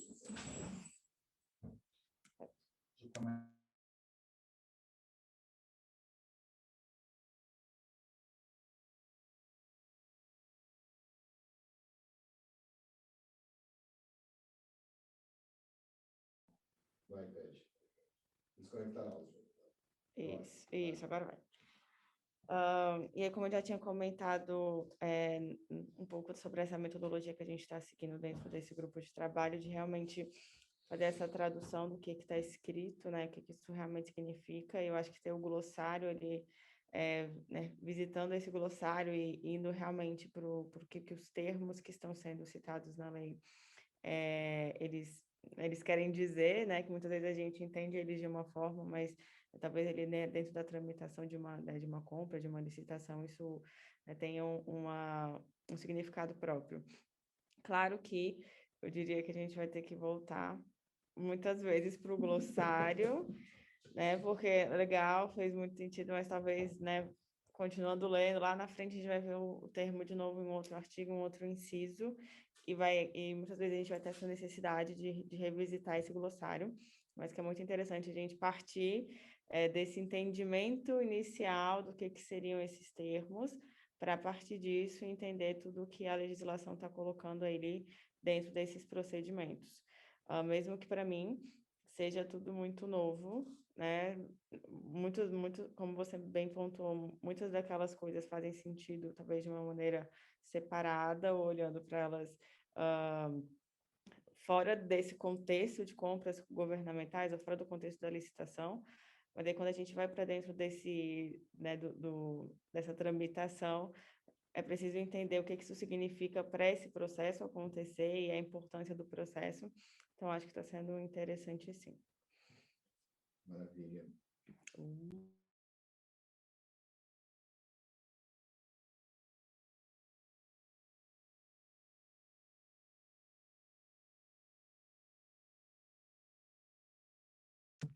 Conectou o áudio ou não? Eu não sei qual foi o problema. Foi. Foi?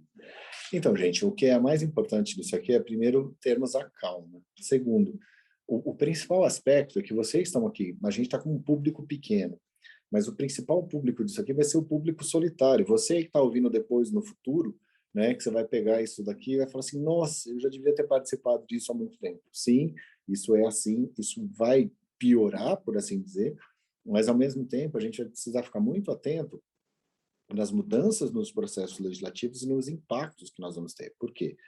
Porque dentro desse tipo de ação, nós vamos ter, a partir de agora, mais ou menos uns 46 instrumentos infralegais que vão ser modificados e que vão mudar a forma de aplicação dessa lei e vão mudar também de acordo com os entendimentos e com os posicionamentos dos tribunais de contas. Então, tem muita coisa vindo por aí, muita emoção. E o que é importante? A gente não chutar. Sabe?